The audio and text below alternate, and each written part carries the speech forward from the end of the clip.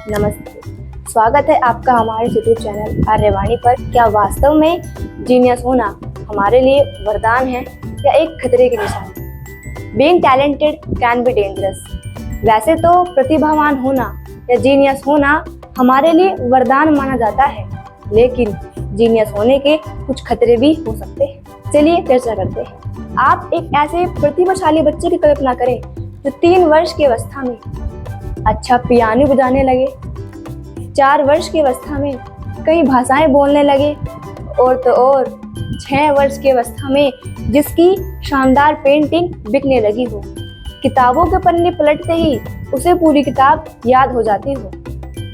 अगर ऐसी मिलती जुलती प्रतिभाएं आपके आसपास हैं या आप स्वयं एक प्रतिभाशाली बच्चे के माता पिता हैं, तो आपको यह वीडियो अंत तक जरूर देखनी चाहिए। वैसे तो प्रतिभाशाली बच्चे अपने वातावरण के प्रति अधिक संवेदनशील और व्यवहारिक प्रतिक्रियाएं देते हैं। एक 11 वर्षीय जीनियस लड़का एक ऐसे मित्र की इच्छा करता है जिसके साथ वह अपने बौद्धिक विमर्श यानी इंटेलेक्चुअल डिस्कशन को शेयर कर सके, जबकि उसकी उम्र के बच्चे तो आज video game, phone, TV, serials में लगे रहते हैं और अपनी ही मौज मस्ती में धुन रहते हैं। ऐसे में जीनियस बच्चे के अंदर धीरे धीरे एकाकी रहने का स्वभाव बनने लगता है। हालांकि प्रतिभा की कोई सीमा नहीं होती। स्कूल ग्रेड सिस्टम से ही प्रतिभा का आंकलन नहीं होता। कभी कभी प्रतिभाशाली रचनात्मक बच्चा एक सामान्य स्कूली वातावरण में फिट नहीं बैठता।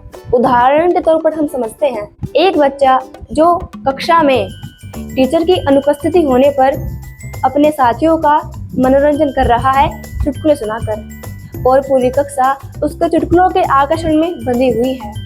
हो सकता है जब टीचर आ जाए तो वह बच्चा शांति से आकर अपने डेस्क पे बैठ जाए और बिल्कुल भी शोर ना करे।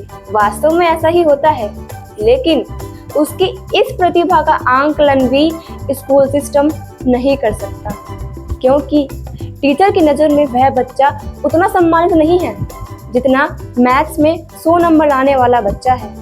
अब दूसरी ओर वही बालक जो आगे जाकर हास्य कलाकार बनता है और पूरे सोशल मीडिया में छा जाता है।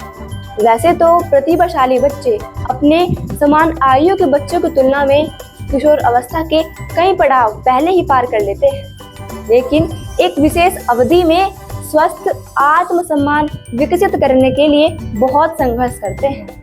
उनको लगता है कि उनकी इस प्रतिभा से क्लास में उनको सबसे अलग थलग कर दिया जाता है। ऐसे में उन प्रतिभाशाली बच्चों के अंदर चिंता और अवसाद के भाव आने शुरू हो जाते हैं। आइए अब जीनियस होने के दूसरे पहलू पर विचार करते हैं। भारतीय शास्त्र परंपरा में प्रतिभा को एक लंबे प्रारब्ध का परिणाम माना गया है। इस संसार में कुछ ही लोग ऐसे हैं, जी हाँ, इस संसार में कुछ ही लोग ऐसे हैं जिनको कुदरत ने प्रतिभावान या जीनियस बनाया है। लेकिन ध्यान रहे, जो प्रतिभावान हैं उनको सावधान हो जाना चाहिए। अगर हमने अपनी प्रतिभा को प्रज्ञा में नहीं बदला तो जिस भी क्षेत्र में प्रतिभा होगी वहाँ देर सवेर अहंकारी सत्ता, एरोगेंट पावर बन ही जाएंगी। आप राजनीति में हो, आप साहित्य में हो, आप विज्ञान में हो, आप तकनीकी में हो, आप चाहे खेल में भी हो, आप किसी भी क्षेत्र में हो, अगर आप प्रतिभावान हैं तो आप बहुत सावधान हो जाइए, क्योंकि आप चाहे ना चाहें लेकिन आप एरोगेंट पावर सत्ता बन ही जाएंगे। अगर प्रतिभावान होते हुए अहंकारी बनने से बचना है तो प्रतिभा में सत्य की निष्ठा रखनी होगी, सत्य का अनुगमन करना होगा। जो प्रतिभा सत्य का अनुगमन नहीं करती वह देर सवेर एरोगेंट पावर रूपी सत्ता बन ही जाती है। दुनिया के क्रूर तानाशाह कोई मूर्ख लोग नहीं थे। जी हाँ, इस दुनिया के क्रूर तानाशाह कोई मूर्ख लोग नहीं थे, वो बहुत बुद्धिमान लोग थे। जैसे रावण हो या जरासंध, अकबर हो या औरंगजेब, और तो और स्टालिन, जी हाँ, रूस का स्टालिन जिसने हजारों लाखों लोगों को मरवाया। यह सब इनके उदाहरण हैं। यह आप सब जानते ही होंगे ये बहुत प्रतिभाशाली लोग थे, लेकिन इन प्रतिभाओं ने मानव जाति के साथ कैसे कैसे अपराध किए यह आप अच्छी तरीके से जानते ही होंगे। इसीलिए ध्यान रहे, जितने भी धार्मिक, सामाजिक, आर्थिक, तकनीकी लूटपाट, कत्लेआम मचाया वे बहुत बुद्धिमान लोग थे। वह कोई साधारण लोग नहीं थे, वह बहुत बुद्धिमान लोग थे। बुद्धिमान प्रतिभाशाली व्यक्ति की गई गड़बड़ को ठीक करना कितना मुश्किल है।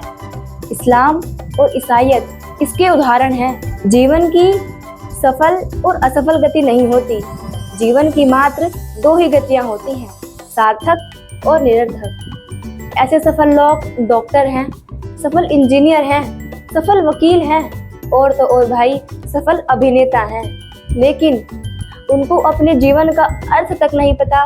वे नहीं जानते कि उनका संसार में आने का उद्देश्य क्या है। यही कारण है कि आज सफल लोग धीरे धीरे एरोगेंट पावर बन गए हैं। लेकिन हाँ, ध्यान रहे, अगर आप प्रतिभावान हैं, आप जीनियस हैं और एरोगेंट पावर बनने से बचना चाहते हैं तो अपनी प्रतिभा को प्रज्ञावान बनाइए। अब मिलते हैं हम आपको नेक्स्ट वीडियो में। इसी के साथ इति ओम, धन्यवाद।